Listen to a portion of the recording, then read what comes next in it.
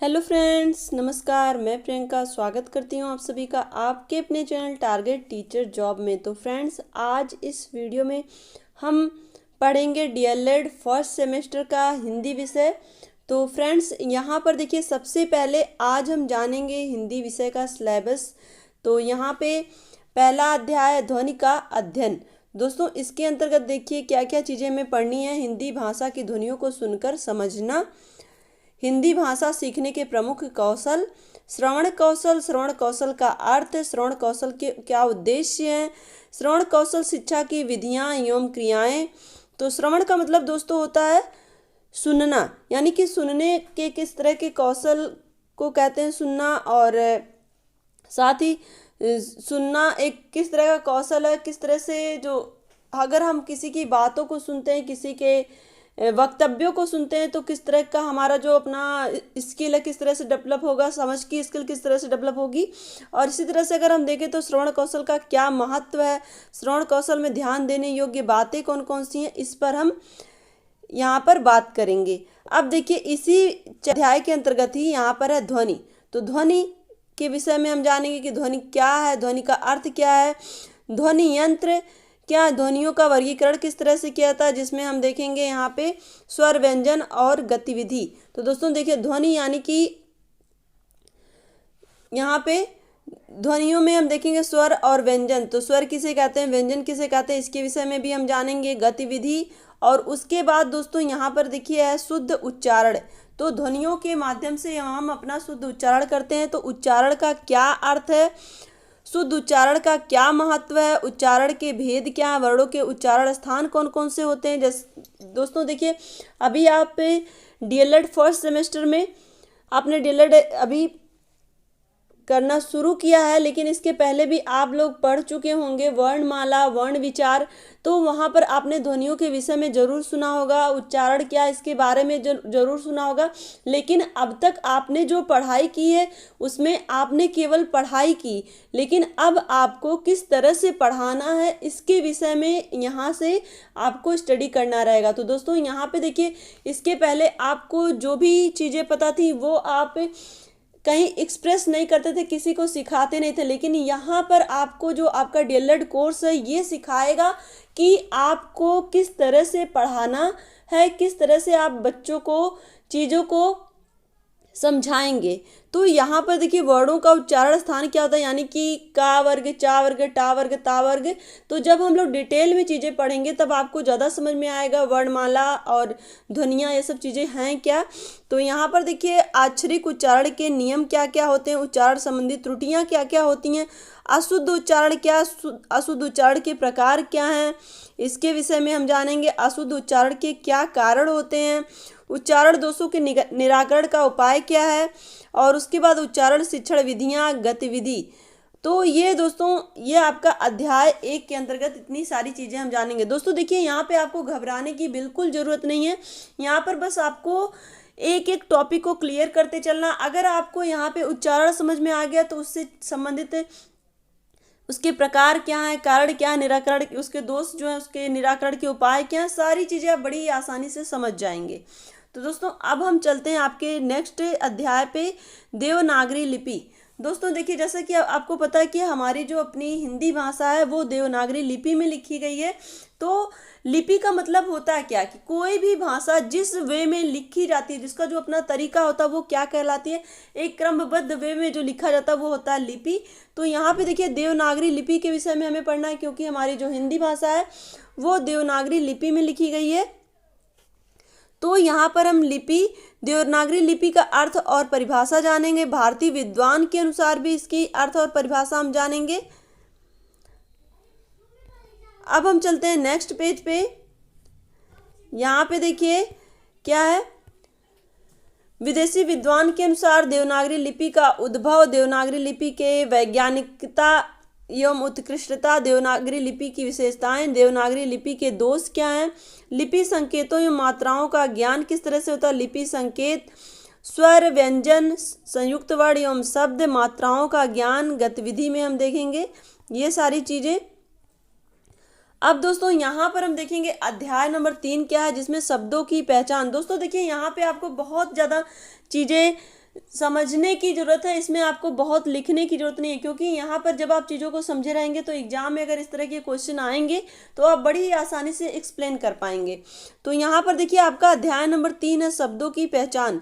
विलोम शब्द यहाँ पे समानार्थी शब्द है, तुकांत एवं समान ध्वनियों वाले शब्दों को पहचानना। तो ये शब्द शब्दों की पहचान के अंतर्गत आएगा, जिसमें हम देखेंगे विलोम शब्द और समानार्थी पर्यायवाची शब्द, अनेकार्थी शब्द, तुकांत शब्द, समान ध्वनियों वाले शब्द, वाक्यांशों के लिए ये एक शब्द, वाक्यांशों के लिए एक शब्द। तो ये हम अध्याय नंबर 3 के अंतर्गत देखेंगे। अब दोस्तों यहाँ पर देखिए अध्याय नंबर 4 के अंतर्गत क्या है कि अध्याय नंबर 4 है विराम चिन्हों की पहचान। दोस्तों देखिए आज आप डीएलएड करने के लिए आप फर्स्ट सेमेस्टर में आप ये पढ़ाई कर रहे हैं, लेकिन ऐसा नहीं है कि आपके फर्स्ट सेमेस्टर में ही हिंदी के ये सारे टॉपिक आएंगे। ये आपको फोर्थ सेमेस्टर तक पढ़ने, बल्कि आपको टेट सुपर टेट हर जगह ये सारी चीज़ें आपको देखने को मिलेंगी। इसलिए जो भी चीज़ें आप पढ़िए अभी से ही मन लगा के पढ़िए, जिससे आपके अच्छे स्कोर भी होंगे और साथ ही साथ ये आपके आगे आने वाले कॉम्पिटेटिव एग्जाम में भी अच्छा स्कोर कराएगी। तो दोस्तों यहाँ पर देखिए विराम चिन्हों की पहचान में विराम चिन्ह क्या है और विराम चिन्ह का अर्थ, विराम चिन्ह के प्रकार, विराम चिन्हों का उपयोग, अल्प विराम, अर्ध विराम, पूर्ण विराम, पूर्ण विराम का उपयोग कहाँ पे होता है, पूर्ण विराम के उपयोग में त्रुटियां कैसी होती हैं, इसके बारे में हम जानेंगे।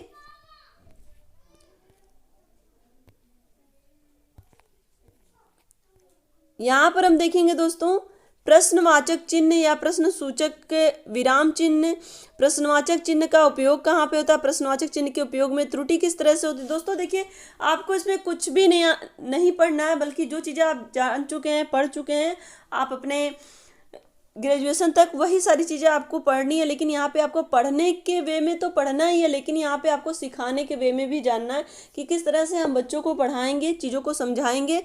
यहाँ पे देखिए विस्मयादि बोधक संबोधन या आश्चर्य चिन्ह, विस्मयादि बोधक चिन्ह का उपयोग, विस्मयादि बोधक चिन्ह के उपयोग में क्या त्रुटि होती है, अवतरण उद्धरण चिन्ह जिसे हम कहते हैं, इकारा अवतरण, दोहरा अवतरण जिन्हें हम comma, inverted comma, double inverted comma जानते ही आप, अपूर्ण विराम या उप विराम, निदेशक चिन्ह जिसे हम डैश कहते हैं, योजक एवं समास चिन्ह जिसे हम कहते हैं। यहाँ पे दोस्तों देखिए इन सब चिन्हों के बारे में हम डिटेल से पढ़ेंगे। विवरण चिन्ह, लाघव चिन्ह या संक्षेपक चिन्ह, डॉक्टर में लाघव चिन्ह का प्रयोग होता है, डॉक्टर जब हम लिखते हैं तो वहाँ पे लाघव चिन्ह का प्रयोग होता है, आपको पता ही है। हंसपद चिन्ह, जहाँ पे चीज़ें छूट जाती है तो हम उसको हंसपद चिन्ह लगा के उसको लिख देते हैं ऊपर। कोष्टक, योग चिन्ह तथा समता चिन्ह, इतिश्री, जहाँ पे चीज़ें समाप्त होती हैं वहाँ पे इतिश्री चिन्ह का प्रयोग किया जाता है। विराम चिन्ह का संशोधन की विधियाँ। और दोस्तों अब यहाँ पर हम देखेंगे अध्याय नंबर 5 जिसका नाम है लेखन कौशल। तो लेखन का अर्थ, लेखन कौशल के उद्देश्य, लेखन कौशल का महत्व, लेखन की उपयोगिता, लेखन की विधियाँ, लेखन शिक्षण की सामान्य त्रुटियाँ, लेखन सिखाने में ध्यान देने योग्य बातें। तो दोस्तों यहाँ पर देखिए लेखन कौशल यानी कि लिखने की जो अपनी स्किल होती है वो उसका क्या मतलब है और उसकी उपयोगिता कितनी है, उसके महत्व क्या, उसके उद्देश्य क्या, इन सब के विषय में हम डिटेल से पढ़ेंगे।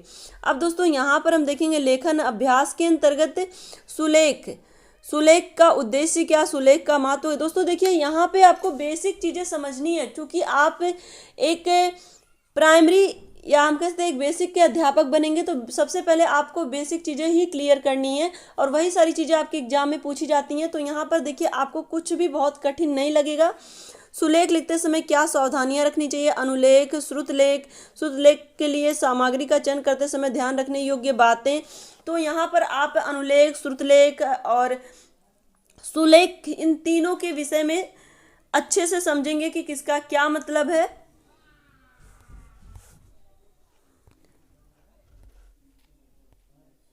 और दोस्तों यहाँ पर हम देखेंगे श्रुतलेख का महत्व एवं लाभ, श्रुतलेख से हानि क्या है, श्रुतलेख के दोषों को दूर करने की क्या उपाय हैं, और साथ ही साथ यहाँ पर हम देखेंगे अनुलेख एवं श्रुतलेख में क्या अंतर है,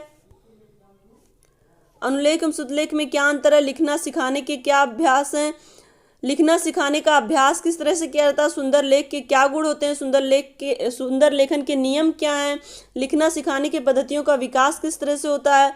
अब यहाँ पर हम देखेंगे वर्तनी का अर्थ, वर्तनी यानी कि हमारी जो अपनी लिखावट है उससे हम कहते हैं वर्तनी। और वर्तनी का अर्थ क्या है, शुद्ध वर्तनी की आवश्यकता एवं महत्व क्यों है, वर्तनी संबंधी अशुद्धियों के प्रकार क्या। वर्तनी का मतलब होता है कि जो हम अक्षर लिख रहे हैं उसका जो लिखावट है वो सही है कि नहीं है। तो वर्तनी संबंधी अशुद्धियों के क्या कारण होते हैं, वर्तनी संबंधी अशुद्धियों को दूर करने के क्या उपाय हैं, और शुद्ध वर्तनी, इन सब के विषय में हम डिटेल से जानेंगे आपके नेक्स्ट क्लास में। तो फ्रेंड्स, आज हम लोगों ने चर्चा की कि आपका जो सिलेबस है वो क्या है और हमें किन किन चीज़ों के विषय में डिटेल से पढ़ना है। तो आशा करती हूँ कि आपको अपना सिलेबस पूरा समझ में आ गया होगा। और दोस्तों चलिए, अब आपको घबराने की बिल्कुल भी ज़रूरत नहीं है। हम आपका हर चैप्टर डिटेल से पढ़ाएंगे और आपको एक एक चीज़ बहुत अच्छे से समझ में आएगी। और कमेंट करके बताइएगा भी जहाँ नहीं समझ में आएगा, क्योंकि दोस्तों यहाँ पर बिल्कुल भी हेजिटेट नहीं होना। क्योंकि अगर हम जब लाइव क्लास में पढ़ते हैं तो वहाँ पर हम तुरंत अपने जो टीचर होते हैं उनसे क्वेश्चन पुटअप कर लेते हैं, लेकिन जहाँ पर हम ऑनलाइन क्लास पढ़ते हैं तो वहाँ पर हम कमेंट करके भी पूछ सकते हैं जो चीज़ें हमें समझ में नहीं आई हैं, तो टीचर दोबारा आपको वो चीज़ें कमेंट के माध्यम से या फिर नई क्लास ला के आपको समझा सकता है। तो फ्रेंड्स, आज की इस वीडियो में बस इतना है। वीडियो को लाइक करिएगा और अपने अधिक से अधिक फ्रेंड सर्कल में, साथ ही कॉलेज ग्रुप में शेयर जरूर करिएगा, जिससे अधिक प्रशिक्षु हमसे जुड़ पाएँ और उनका अच्छे से सारा टॉपिक तैयार हो पाए। तो फ्रेंड्स, मिलते हैं नेक्स्ट वीडियो में। Take care, bye bye, love you all, जय हिंद।